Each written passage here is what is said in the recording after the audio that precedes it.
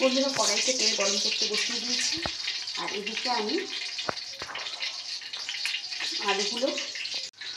সেদ্ধ করা আলুগুলো ম্যাশার তো নেই, তাই হাত দিয়ে সব ম্যাশ করে নিচ্ছি আলুগুলো।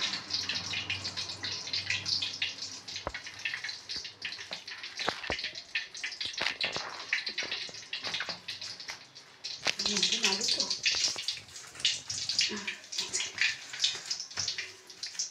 এবারে পেঁয়াজটা একটু বেশি লাগে। কড়াইতে এবার পেঁয়াজগুলো ছেড়ে দিল।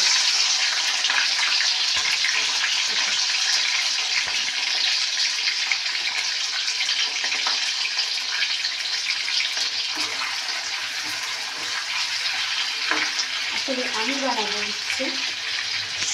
এটা আলুর চোখা। ডালের সাথে আলুর চোখা খেতে কে কে পছন্দ করেন অবশ্যই আমাকে জানাবেন।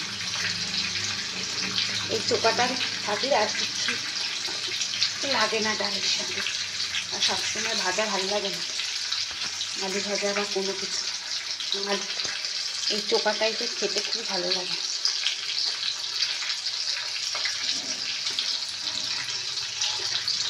তখন আলুটা ম্যাশ হয়ে যাবে, একটু পেঁয়াজটা ভাজা হোক, তারপরে আবার আসছে। এবার বন্ধুরা আস্তে আস্তে দেখছি পেঁয়াজগুলো সব ভাজা হয়ে যাচ্ছে। আমি এর মধ্যে দিয়ে দেবো এই যে রসুন।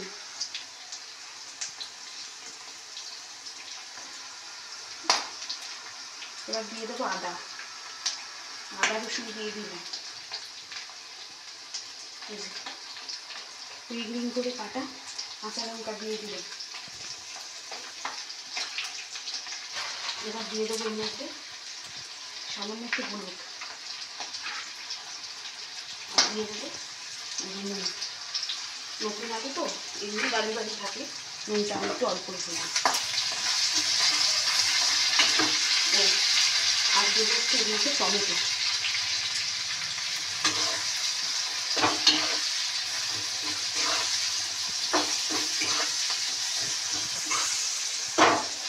এইবার এর মধ্যে দিয়ে দেবো সিদ্ধ করা আলুটা।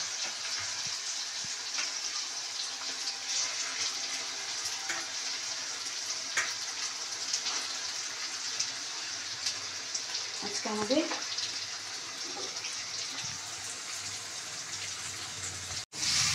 এটাই হচ্ছে আমাদের একটা দুপুরে লাঞ্চের মেনু।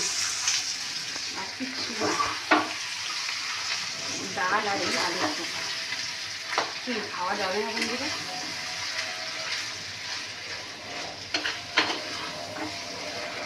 গরিবের ঘরে আর কি লাগে বন্ধুরা? গরিবের ঘরে আর কিছু লাগবে বলুন?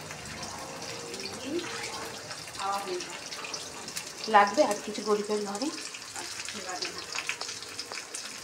এবার এর উপর দিয়ে একটু ধনে পাতা ছড়িয়ে দিলাম। কি আর কিছু লাগবে এর সাথে? ডালের সাথে আর কিছু লাগবে না।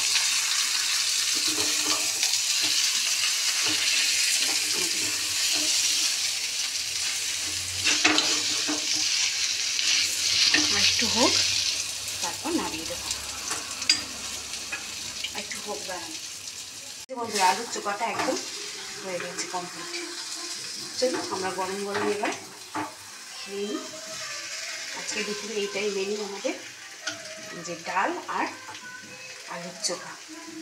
চলুন আজকে তাহলে এই আলুর চোখাটা কেমন লাগলো আপনারা অবশ্যই জানাবেন কমেন্ট করে। চলুন আজকের এখানেই ভিডিওটা শেষ করতে। সবাই ভালো থাকবেন, সুস্থ থাকবেন, সাবধানে থাকবেন। সামান্য একটু আলুর চোখা আপনাদের সাথে শেয়ার করলাম। তো রান্না করছি ওই জন্য। এরকমভাবে কি আপনারা আলুর চোখা বানান অবশ্যই কিন্তু আমি কমেন্ট করে জানাবেন। চলুন আজকের মতন এখানেই টাটা।